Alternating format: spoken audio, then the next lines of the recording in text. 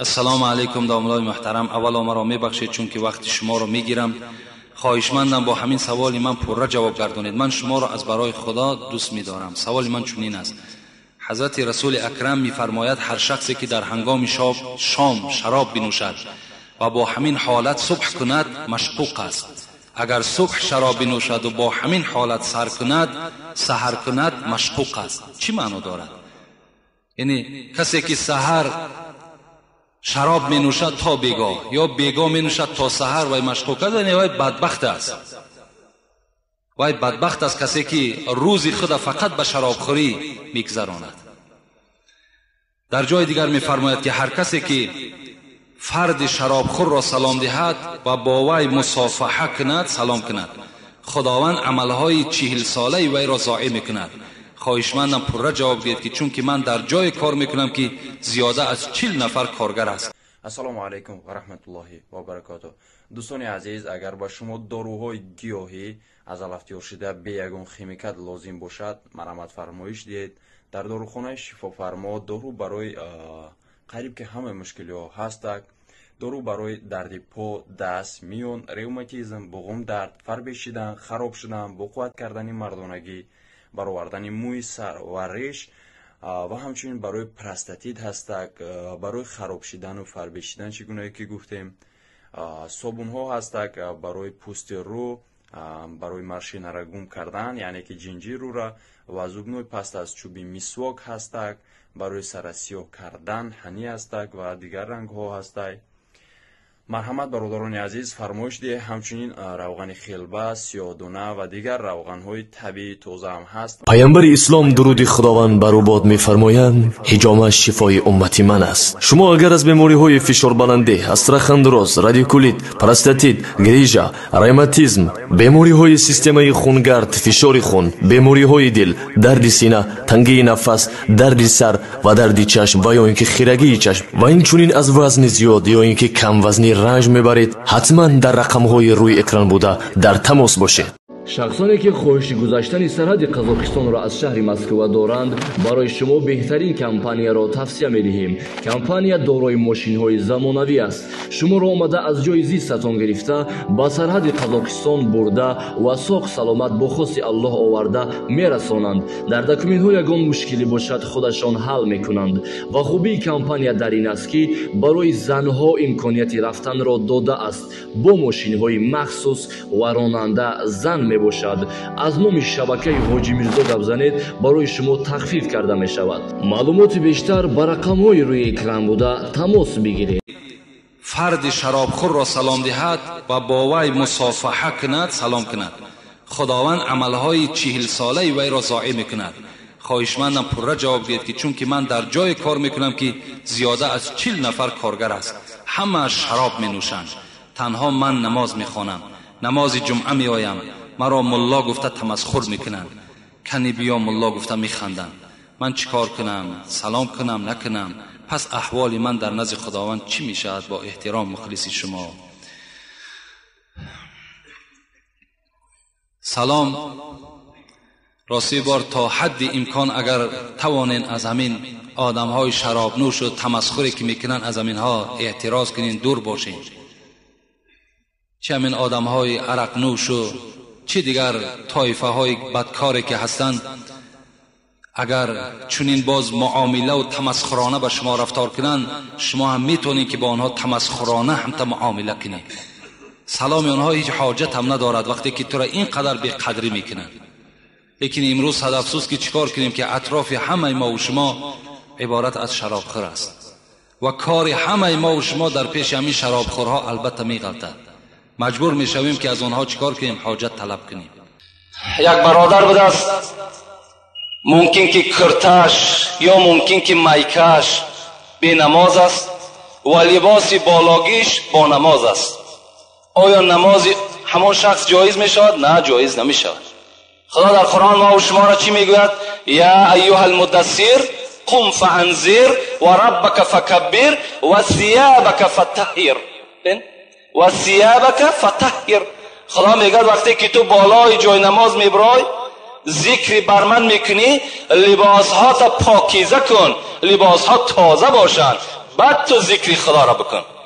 اگر در لباس شما در کدامش نباشد، خواه روگیش باشد، خواه تاگیش باشد، بی نماز باشد، نماز شما جایز نمیشود.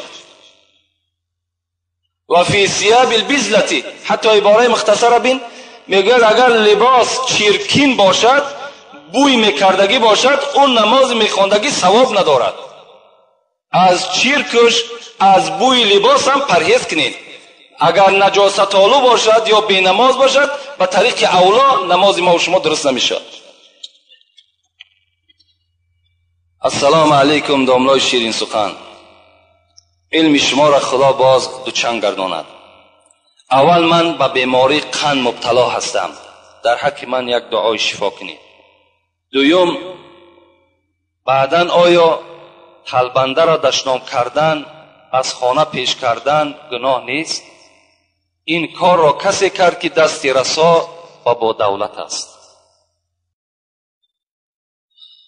برادرایی که به کسل قند مبتلا هستند، علال خصوص در این جمعیت ما، در این محله ما هم و این کسل قند چندین نفرها مبتلا هستند. علال خصوص این سوال دهنده هم طلب شفا کردن، خدا همگیشان شفای کامل و شفای عاجل نصیب روزی بسازد.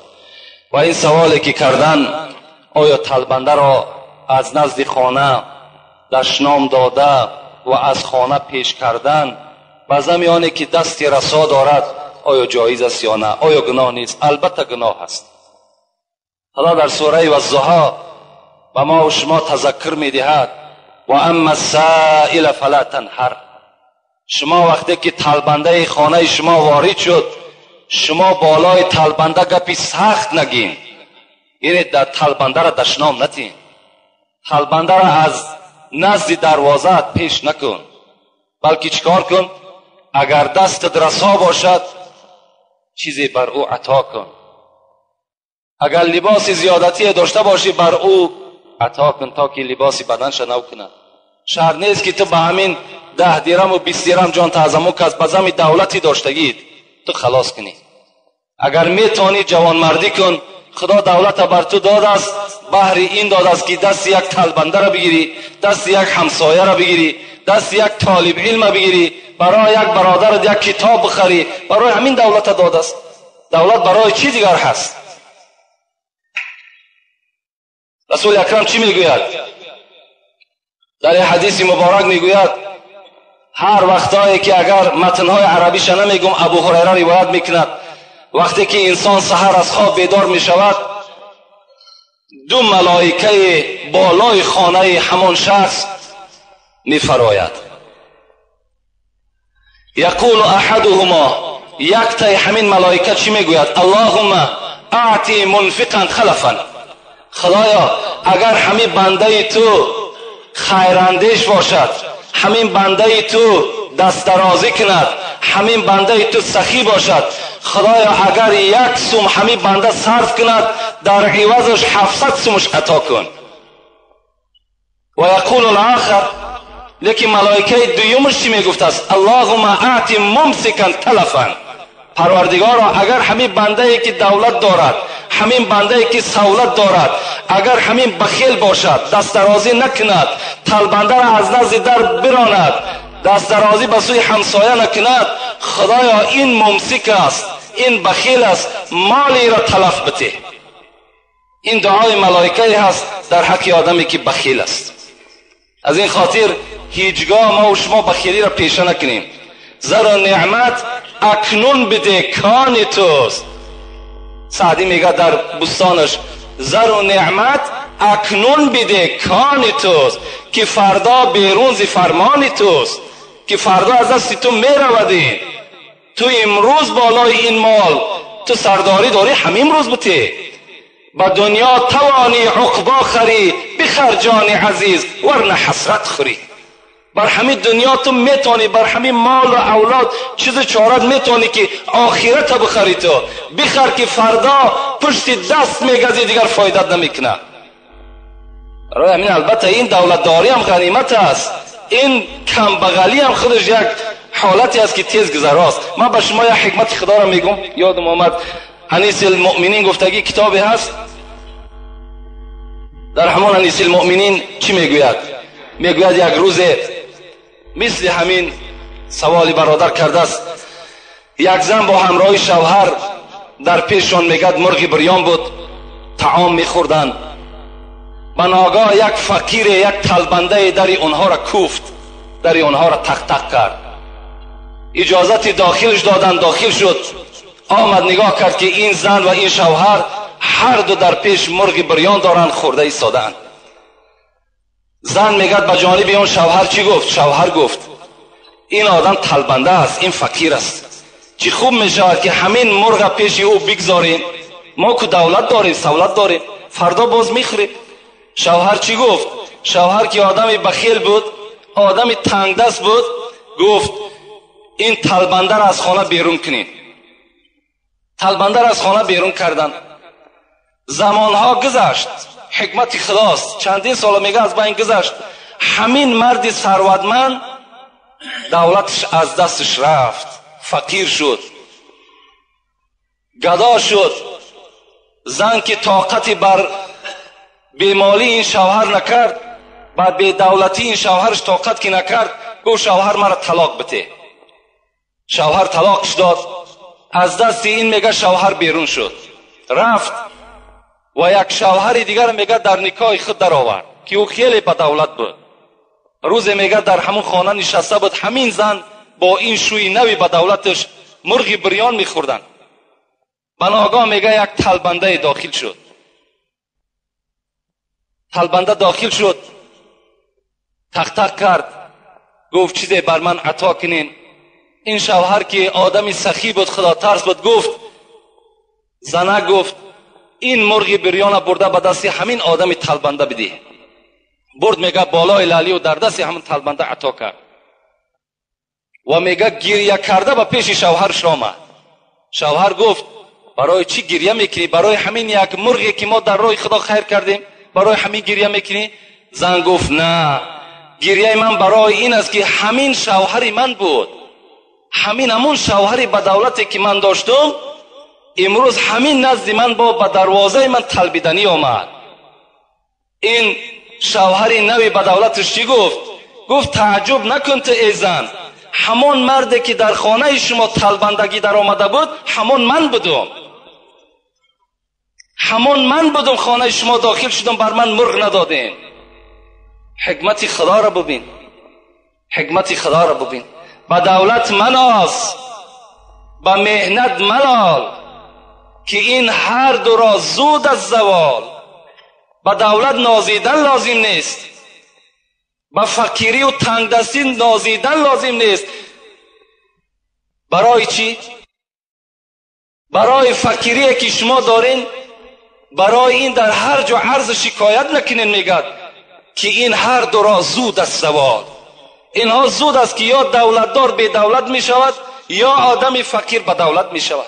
حضرت سعدی گفتند همین است رسم سرای درشت، گه پشت زین و گه زین به پشت.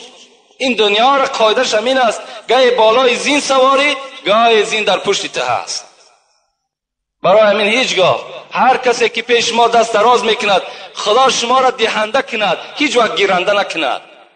شما بتین چیزی دارین عطا کنین، انشاءالله خداوند خیر دولت شما را زیاد میکند. پیغمبر ما و شما به خدا قسم میخورد والذی نفس محمد بیدی، قسم بر آن ذاتی که جان محمد در دست اوست، ما نقص مال عبد بالصدقه.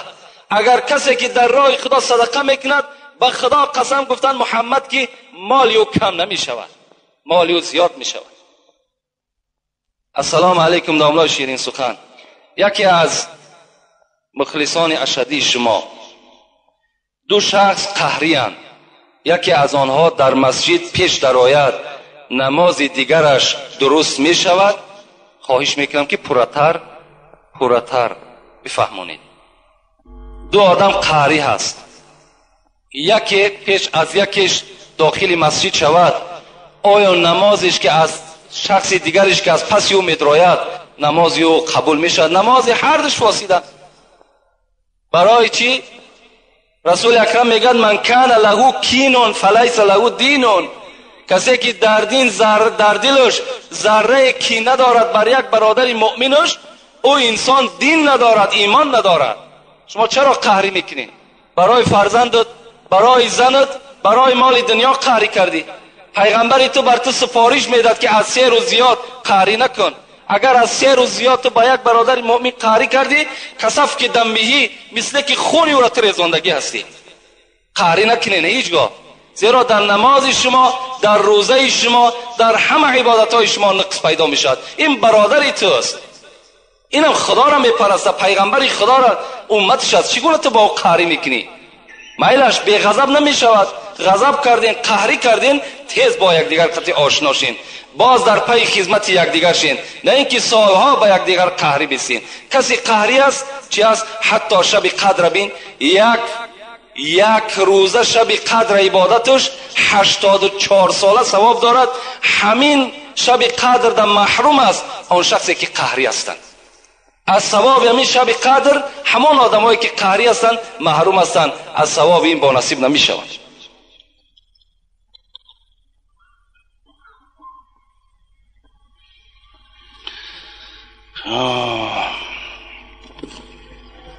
السلام علیکم داملای شیرین سخن. از شما خواهش میکنم که سوالم را با پرگی جواب دهید. در تویها و در نوروزی ها گلبزم میگویند، حالا این درست است یا نه؟ گپ های بی شرم میگویند. دخترها و پسرها باشن با دقت گوش میکنند. مادامی که خود جواب همین سوال گفته، گلبزم هایی که میشود بین خواهر ما و شما و بین بگیم مردهای بیگانه از کجا صحیح میشد؟ از کجا درست است؟ کجا درست است؟ و این گوش هایی که ما و شما با شنیدن این گلبزم ها حوالش میکنیم، فراموش نکنیم که خدای شما میگه این السمع والبصر والفؤاد کل اولئک کان عنه مسئول. چشم های شما، گوش های شما، تمام اعضای شما در روز قیامت در بالای شما مسئولیت دارند. برای هر یک اعضایی را که در راه خطا تو صرف کردی، برای اینها در نزد خدا جوابگو هستی. هیچگاه جایز نیست و هیچگاه در این معرکه ها اشتراک نکنین، زیرا که البته شما مثل همون شخصایی میشین که در همون معرکه اشتراک میکنن و گناهکار میشوند.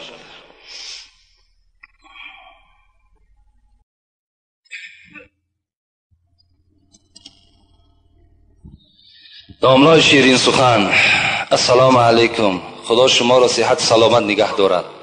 شما فخر کلاب ما هستید. ما نیز بنده عاجز و دوستدار شریعت اسلام هستیم. 2 سوال دارم.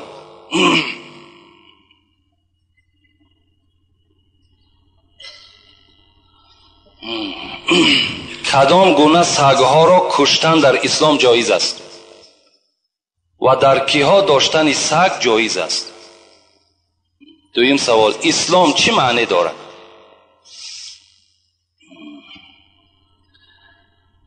چگونه سگها را کشتن در اسلام جایز است و برای کدام انسانها سگ در خانه نگه داشتن جایز است؟ پیغمبر ما و شما حدیث های مبارک نویساندم، میگوید لا تدخل الملائکه بیتا فیه کلب و سوره. این ابو هریره ابی طلحه روایت میکند. حضرت میگوید پیغمبر خدا گفت که ملائکه های رحمت در خانه که سگ هست و در خانه که صورت هست داخل نمی شوند. شما ای مردم مسلمان از خاندانتان صورت های بی‌معنی را دور کنین. خاندان همه ما و شما به صورت ها تبدیل یافته است. خانه جین و شیطان شده است. صورت ها را از خانه هاتان دور کنین، صورت پرست هم نشین. و سگ ها هم در خانه بدنش چی هست؟ سبب این است که ملائکه های رحمت در خانه ما و شما داخل نمی شود. برای کیها جایز است؟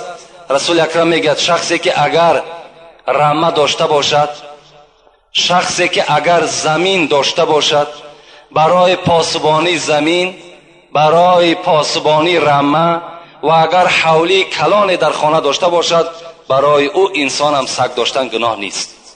یعنی حولی هایی که ما و شما داریم در اینها سگ نگاه داشتن جایز است، مگر سگ در داخل خانه راه دادن در کار نیست. خانه ای که ما و شما میشینیم در او طعام میخوریم، در اونجا جای میسار خواب ما و شماست، در همون داخل خانه جایگیر کردن سگ جایز نیست، در حولی باکی ندارد. خب اسلام چی معنا دارد؟ اسلام معناش همین است که در همه امرهای قرآن و سنتهای پیغمبر تسلیم شدن. این اسلام است. اسلام معناش این است که به هیچ کس ضرر نرسان و از هیچ کس ضرر نبین. این اسلام ما و شما چنان دینی هست که در داخلش همه رحم و انصاف جایگیر است. این بهترین دین در روی دنیاست و بهترین دین از جهت آن است که ما و شما در آخرت از حساب همین دین اسلام در نزد خدا چکار میکنیم؟ نجات میابیم. زیرا خدا خود میگه این الدین عند الله الاسلام، و درستی این که دین در نزد من اسلام است. همین اسلام ها ببین که امروز اگر چنده که دشمنان اسلام دین ما را به دین تروریستی و دیگر حواله میکنن، آن کسانی که این سخن نسبت دین ما میگن خود اونها تروریست هستند. چی جای تروریستی دارد دین اسلام؟ در وقتی که امین بایزید بسطامی را ما به شما یک قصه بگم، از بسطام حضرت در میانش یک تخم را بست میگد برای در راه خوردن. اسلام آداب شبین، رحم شبین. آمد به شهر حمدان رسید، بین چند صد کیلومتر طی کرد. وقتی که در یک حمدان نشست، خواست که همون تخمی که همراه خداوردگی بود برای استفاده کند، نگاه کرد که پری مورچه هست. حضرت میگه هم تا پیچان، گفت این مورچه های همون شهر باستان هستند. شهر بستام، همین مورچه ها از شهر بستام آمدگی هستند. این من اگر در شهر حمدان حاضر اگر اینها را من کشاده کنم، اینها همه سرگردان میشوند. اینها را باید شهر خودشان بردن در کار. حضرت پس گشتن بستام آمدن، همون مورچه ها را در شهر خودشان کشادن. ببین این رحم بی انصاف بی اسلام. ببین چگونه دین است. دین ما و شما دین نصیحت است، دیگر هیچ چیز نداره. سلام علیکم داملای عزیز. سنی مذهب از شیعه مذهب چی فرق دارد؟ سنی مذهب نیو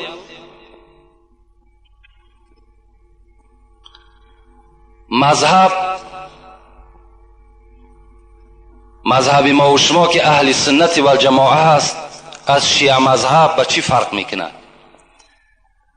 هر کسی که جانب قبله نماز میخواند خدا یک و یگانه را میشناسد، پیغمبری او را بر حق میداند، همه اونا برادرای ما و شماست. هر جا که یک آدم خداگو باشد اون برادر ما و شماست. از شیعه مذهب ها در دشمنی کردن، دشمنی خدا کم است، با آنها دشمنی کنیم. میلش اگر چنده که تفاوت دارن، فرقیت دارن، نسبت صحابه پیغمبر ممکن تحقیرای دارن، لیکن برای ما و شما جدا کردن امروز اهل سنت از شیعه هیچ لازم هم نیست و در داخل این موضوع ما و شما هم کارم نکنیم. همین قدر بدانیم که اونا هم برادر ما و شماست، اونا هم غمخوار اسلام هستند، اونا هم چیکار میکنن؟ در راه اسلام خدمت کرده ایستادن. اکثر امروز تجارت ما و شما از حساب همون مردم شیعه مذهب است. السلام علیکم داملای محترم، با این سوال ها جواب گردانید. بالای سر مرد در وقت جان کندن زنی که یاسین را تواند خواندن مرد نباشد میتوان تلقین کند؟ میتواند البته. یعنی مردی که در حالت نزع جان است هیچ کسی نیست که یاسین بالای او بخواند. پیغمبر خدا را حدیث مبارکش است که شما در حالتی که نزع جان میشود یکی از برادر شما یاسین بخوانید. اگر نباشد مردی میتونیم که زنی که اگر یاسین میتواند بیاید تلقین همون مرده کند، با که ندارد، هیچ جای گناهش نیست. دویم سوال، زن میتواند مرغ را یا حیوان کلان را ذبح کند؟ به طریق اولا میتواند. زن برای زن کشتن مال گناه نیست.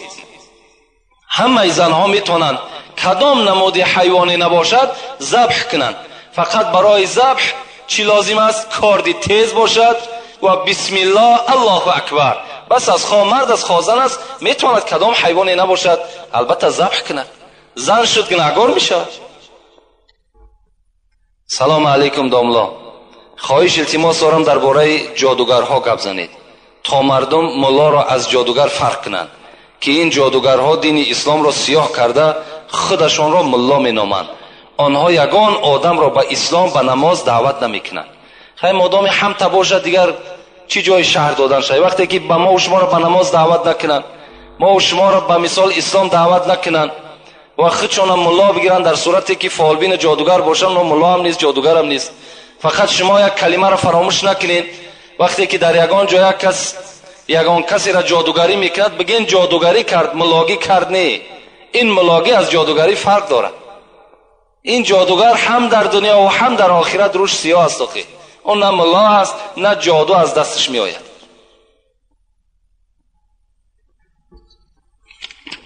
السلام علیکم داملای عزیز، به همین سوال من جواب دهید.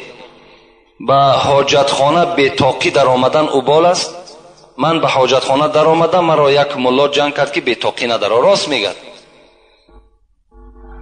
در یکی از فتواها ما به چشم خود دیدیم که داخل حاجتخانه انسان باید که سر لوچ داخل نشود، زیرا که حاجتخانه خود مکان جین هست و جین عادتش همین است که هر جایی که اگر یک یعنی بدن لوچ بیابد حتمی در اونجا زلال میرساند.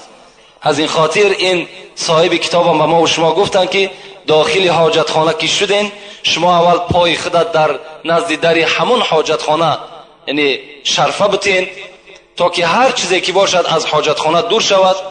و اللهم اینا نعوذ بک من الخبث والخبائث، خدایا از این نجاستی که مرا آزار میدهد خدایا این را از بدن من دور بساز گفته با همین قدم پای چپ داخل چی شو؟ حاجتخانه شو و سر خطا بپوشان. این بهتر است برای که ضرر جین به تو نرسه. بسم الله الرحمن الرحیم. السلام علیکم داملا عزیز، من از شما همین را پرسیدنیم. ملت پرستی چگونه هست در قیامت؟ ملت پرستی را چگونه سزاوار است؟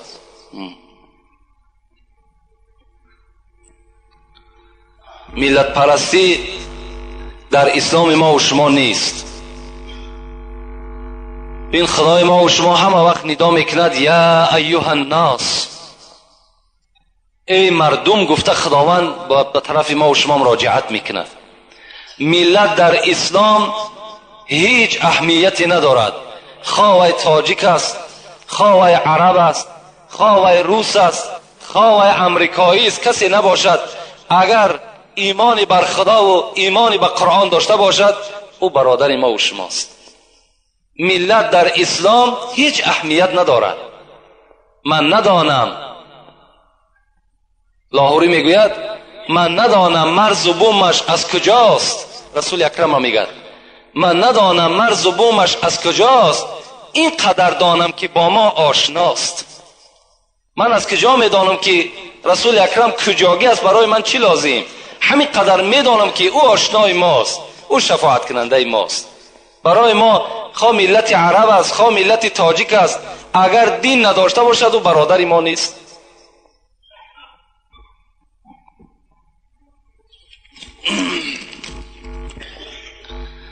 السلام علیکم داملای شیرین زبان، آیا چنین طلاق درست است؟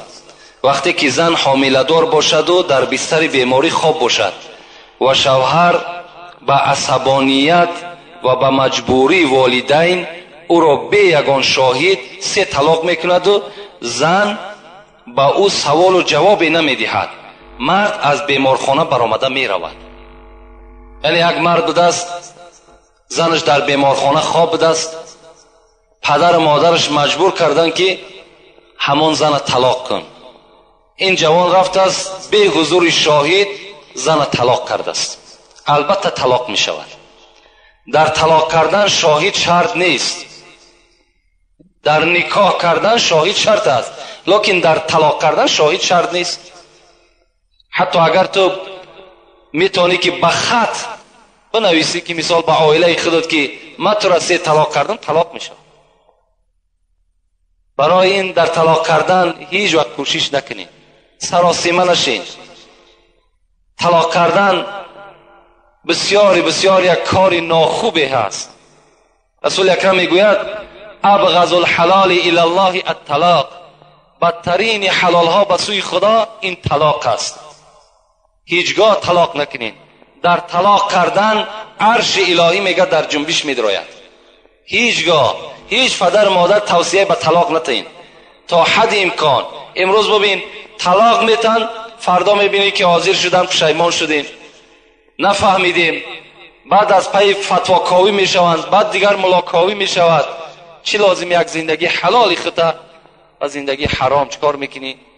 البته آلوده میکنی. هیچ وقت به طلاق کردن شما سراسیمه نشین. یک سوال دیگر جواب میگیم به همین. السلام علیکم داملا. مرد به طلاق زن قسم خورد، گفت من به زنم خانه‌داری نکنم. به 3 طلاق زن قسم خورد. زن حیض دید. اگر به قسم میخوری که زنم 3 طلاق فلان کار نکردم، در اصل کرده باشید، زن طلاق شده است. فرق نداره.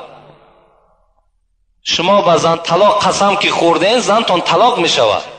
او چی لازم؟ قسم دیگر نیست، فقط باید همین زن طلاق ما و شما قسم بخوریم.